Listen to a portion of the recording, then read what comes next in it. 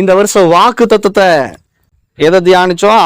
ஆபிரகாமுக்கு உண்டான ஆசீர்வாதம் கிறிஸ்து இயேசுவினாலே எனக்கு வந்தது. சொல்றீங்களா? சொல்லனா உண்டாகாது. என்னென்னமோ சொல்றீங்கள, யார பத்தி என்னென்னமோ.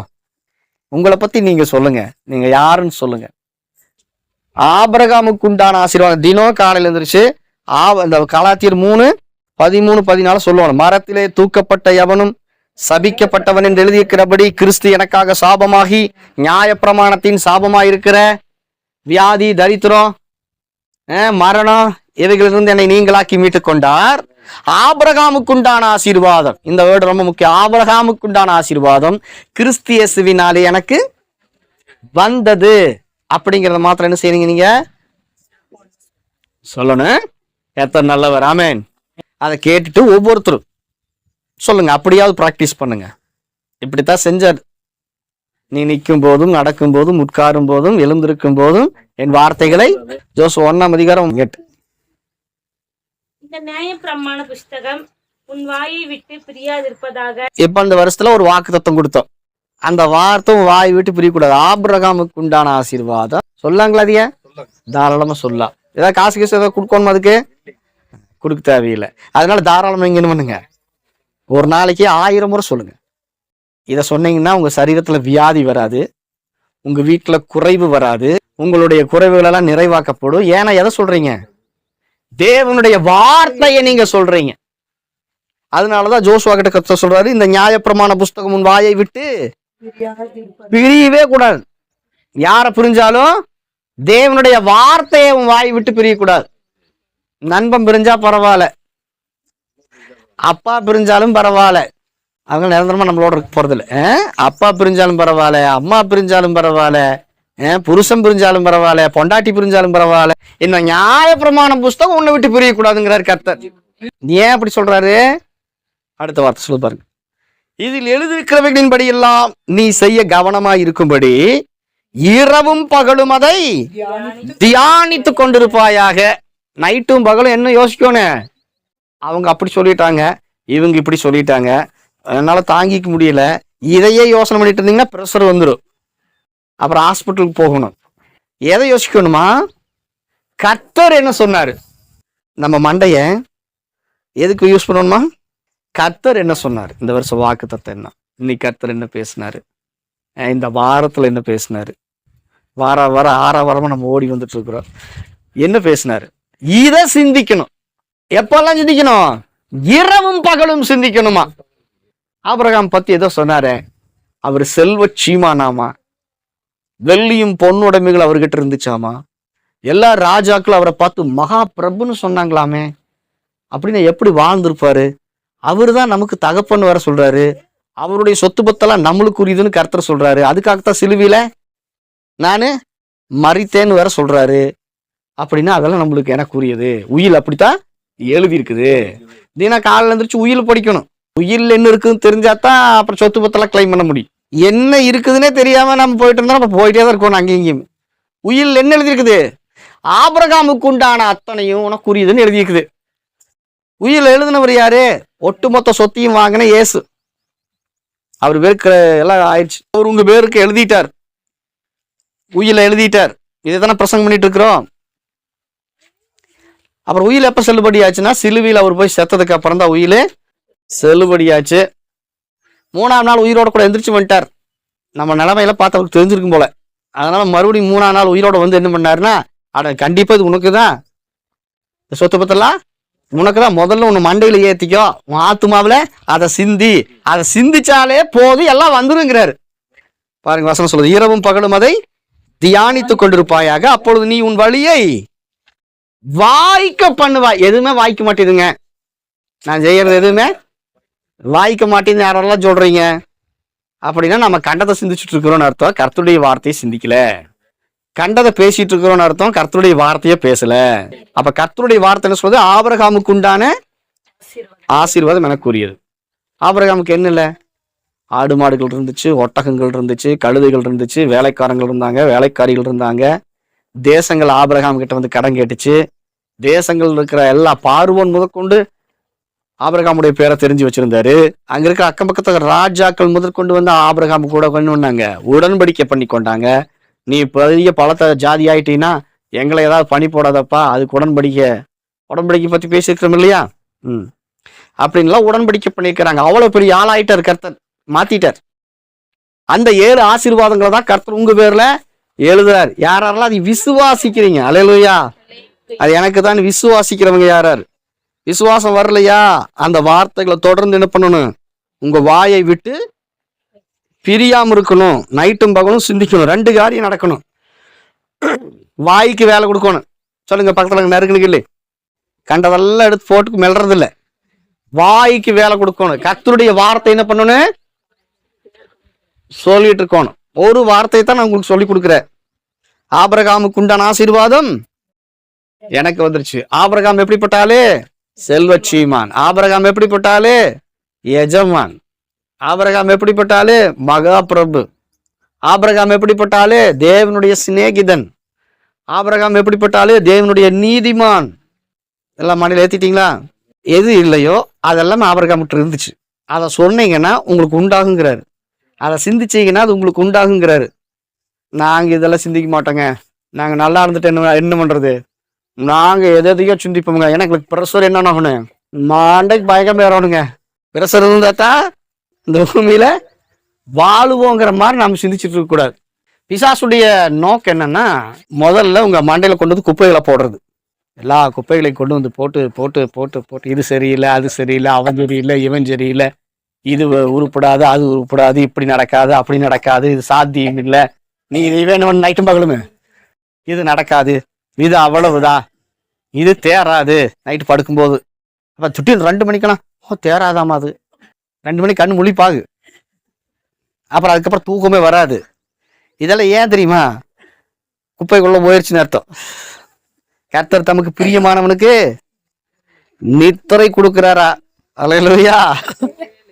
அப்ப நித்திரையே வரமாட்டேங்குது அப்படின்னா கர்த்தருக்கு பிரியம் இல்லாதத பிசாசு என்ன பண்ணிட்டா கொண்டு வந்து, அவனுக்கு நல்லா தெரியும் இங்க பெரிய குப்பை தொட்டி இருக்குதுடா, எல்லாத்தையும் கொண்டு இங்க போட்டுறான் அப்படின்னு நினைச்சு அவன் பக்கத்து ஏரியாவில் இருக்கிற எல்லாரும் என்ன சொல்லுவாங்க, பக்கத்துல இருக்கிற ஏரியாவில் அங்க இருக்கிற கொண்டு வரீங்க, பெரிய குப்பை தொட்டி இருக்குதுடா, இங்க கொண்டு வாங்க எல்லாத்தையும் அப்படின்னு சொல்லி எல்லாத்தையும் என்ன பண்ணுவாங்க, கொண்டு வந்து அப்புறம் ஊழியக்காரர் வந்து ஒவ்வொன்றா அந்த குப்பையை என்ன பண்ணுவானே, பரிசுத்த ஆவியானவர் என்ன பண்ணுவார், ஒவ்வொரு டைமு அந்த குப்பைய அவருக்கே வேலை கொடுத்துட்டே இருக்கீங்க. நீங்க கவனிங்க, 100 வருஷம் இந்த பூமியில நல்லா வாழணும், செல்வ செழிப்போடு வரணும், சுகபத்திரமா வாழணும், நல்லா வாழணும் அப்படின்னா ஒண்ணு நீங்க நல்லா செய்யணும். உங்க மண்டை தேவனுடைய வார்த்தையில நிரம்பி இருக்கணும். முதல்ல இதை நிரப்புங்க. இதை நிரப்பி பேச பேச பேச அந்த வார்த்தைகள் இறுதித்துக்குள்ள போய் என்ன பண்ணு, உங்க விசுவாசத்தை கிளறி விட்டுரும். அல்லேலூயா.